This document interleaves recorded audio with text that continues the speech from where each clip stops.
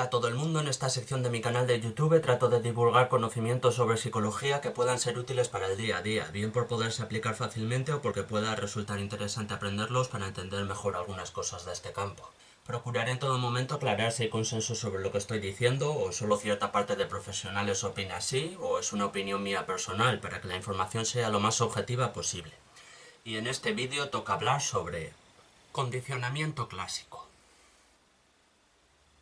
Vamos a entrar en el terreno del conductismo. El conductismo es bastante menos especulativo, bastante más sólido que el psicoanálisis.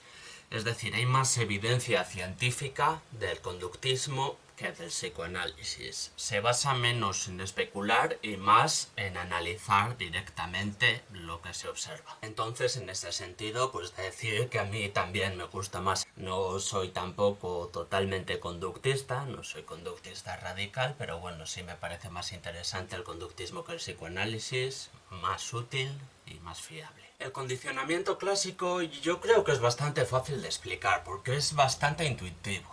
Son normas bastante básicas del comportamiento que además pueden ser aplicadas tanto a animales en general como al ser humano. Entonces, yo creo que es algo bastante intuitivo. El condicionamiento clásico empieza con un estudio bastante conocido, los perros de Pavlov.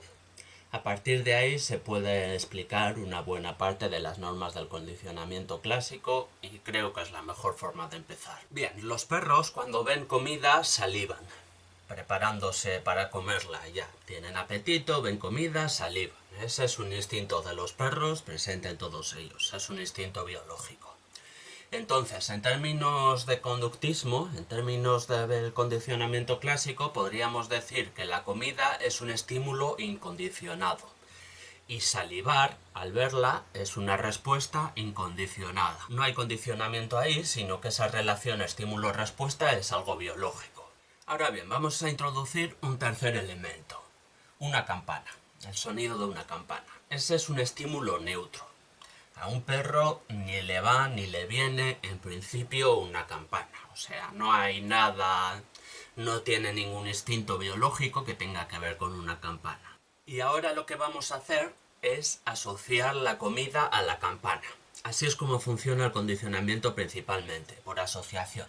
Parece que es uno de los principales mecanismos, quizá el mecanismo principal por el que nuestro cerebro aprende, asociando conceptos.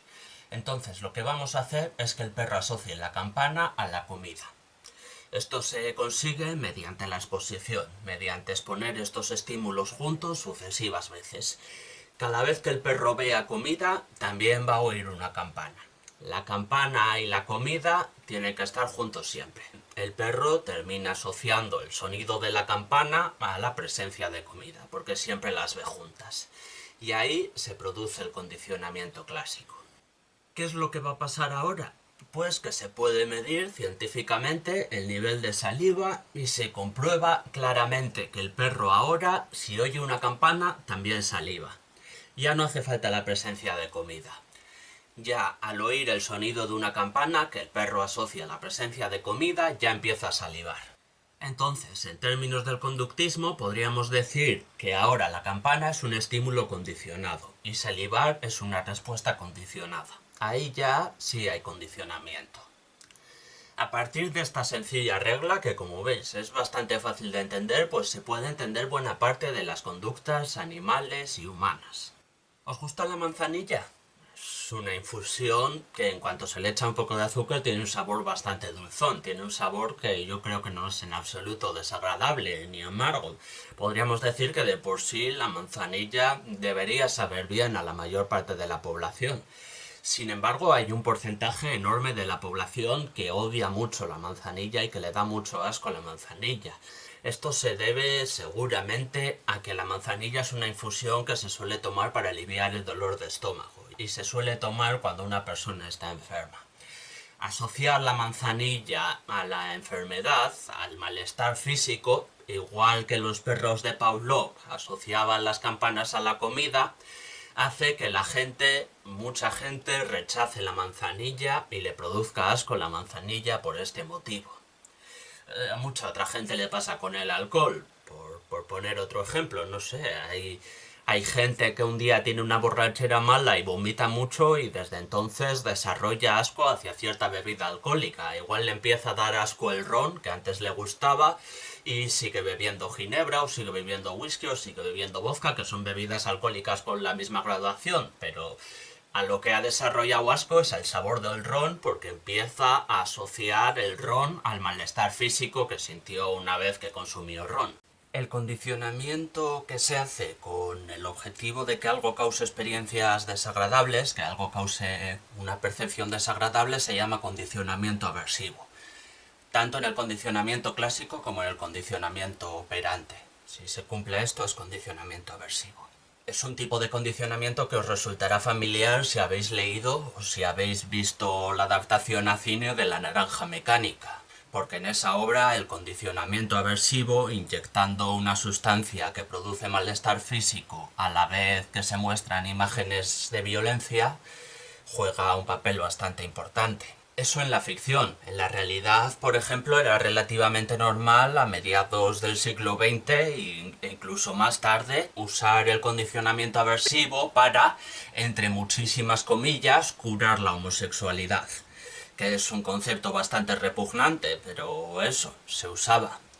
En la actualidad el condicionamiento aversivo se sigue usando, por ejemplo, para alcoholismo. No sé si lo mencioné en el vídeo de Entendiendo las drogas que dediqué al alcohol, pero se usa disulfiram, que si tomas disulfiram y luego tomas alcohol se produce un malestar físico, se producen vómitos.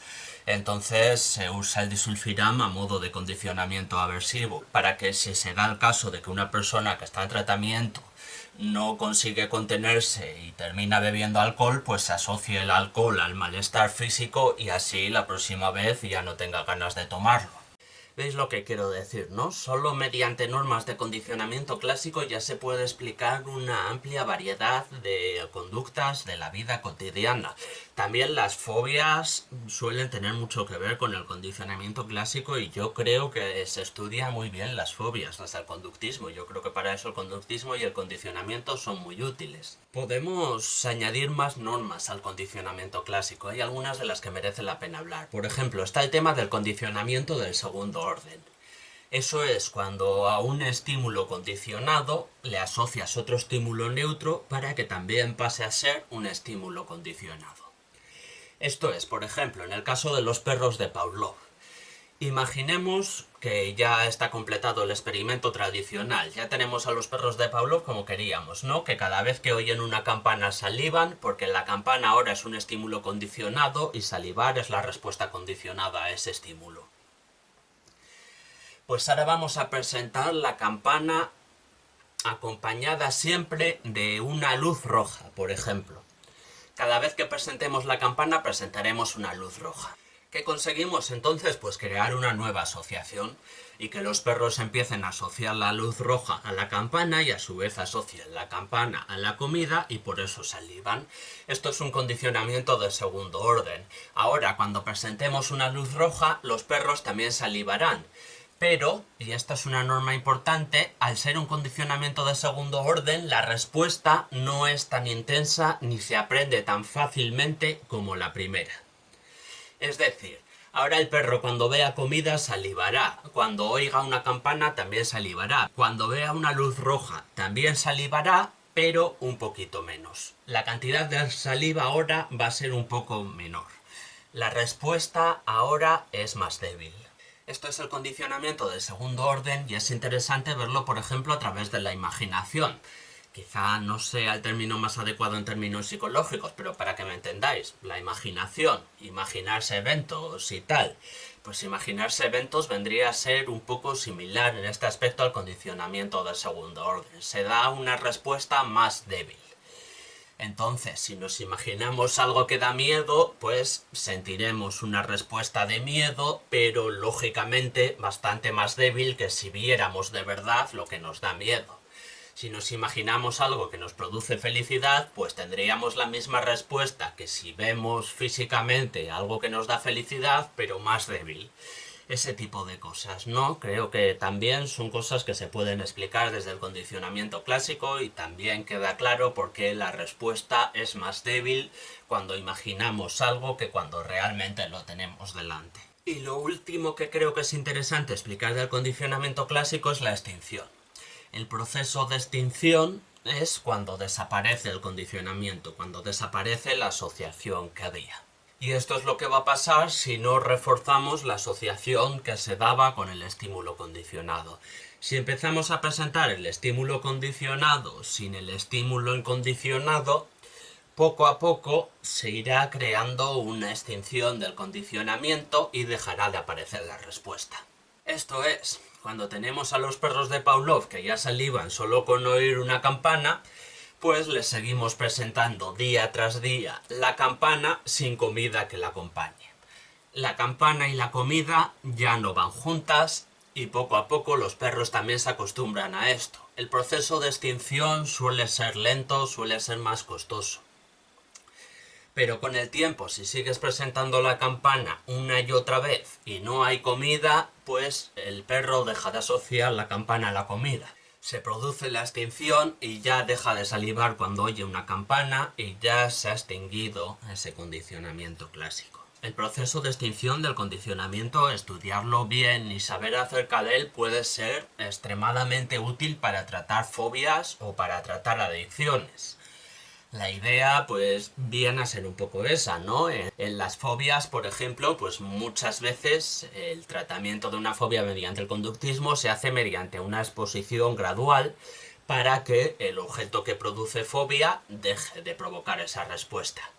Es decir, la fobia es un condicionamiento clásico. Si, por ejemplo, tenemos miedo a las arañas, al ver a una araña, pues damos una respuesta de miedo, de sentir miedo. Pues la extinción de ese comportamiento se daría mediante una exposición gradual a las ideas de las arañas que no venga acompañado de una experiencia dolorosa o traumática, de forma que se vaya extinguiendo esa asociación. Pues podríamos empezar primero por imaginar arañas, luego por ver dibujos de arañas, luego por ver arañas muy lejos, para que poco a poco la asociación de las arañas con el miedo vaya desapareciendo y el cerebro empiece a no dar esa respuesta de miedo cuando se ven arañas, hasta que finalmente se podrían ver arañas de cerca y ya no provocarían esa respuesta de miedo. Las fobias vienen a tratarse así. El tratamiento viene a ser basándose en la extinción del condicionamiento clásico. Lo mismo pasa con las adicciones, por ejemplo. Esto es algo que se suele tener muy en cuenta con las adicciones. Si, por ejemplo, estamos intentando dejar de fumar y estamos acostumbrados a un cigarrillo después de la comida, pues la comida actúa como un estímulo condicionado y las ganas de fumarse un cigarrillo son esa respuesta condicionada, ¿no? Entonces sabemos que ese cigarrillo probablemente va a ser el más difícil de quitar. Quizás sea primero más fácil dejar de fumar un cigarrillo que fumábamos por fumar a una hora cualquiera, pero el cigarrillo de después de la comida va a ser mucho más difícil de quitar porque existe ese condicionamiento. Entonces, eso sí, cada vez que nos expongamos a una comida y aguantemos las ganas de fumar, pues va a ser una vez más que estamos exponiéndonos a ese estímulo sin dar una respuesta, lo que va a hacer que poco a poco, muy poco a poco, se vaya produciendo una extinción del condicionamiento clásico hasta que finalmente la exposición a una comida ya no nos provoque el deseo de fumar. Entonces ya se habrá completado la extinción y eso es muy útil, como podéis ver, para luchar contra una adicción y para superar una adicción. Y yo creo que eso vendría a ser el condicionamiento clásico explicado un poco de forma sencilla y divulgativa. O sea, sé que no me he metido en ciencia a tope, pero bueno, son unos vídeos divulgativos y yo creo que esta es una explicación sencilla, lo bastante correcta como para que se entienda. Por supuesto, si tenéis quejas, pues ahí abajo tenéis los comentarios, o si pensáis que he cometido algún error, pues lo podéis comentar y tal. Pero yo creo que esto vendría a ser el condicionamiento clásico y que así se entiende básicamente el concepto de esto, e incluso es algo, yo creo, bastante útil para la vida cotidiana, que identifiquemos un poco estímulos y respuestas tanto en nuestro propio comportamiento como en el de las personas de nuestro entorno. Puede ser un poco fácil conocer estas reglas básicas, porque al fin y al cabo son eso, reglas básicas de la conducta de la gente y de los animales que son bastante generalizables. Sin embargo, el condicionamiento clásico es solo la parte más sencilla. Luego viene el condicionamiento operante, que como veremos tiene bastante más miga. Pero eso en el próximo vídeo. El próximo vídeo de esta serie de psicología para el día a día será sobre condicionamiento operante. Mientras tanto, pues espero que este os haya gustado y ya nos veremos y eso.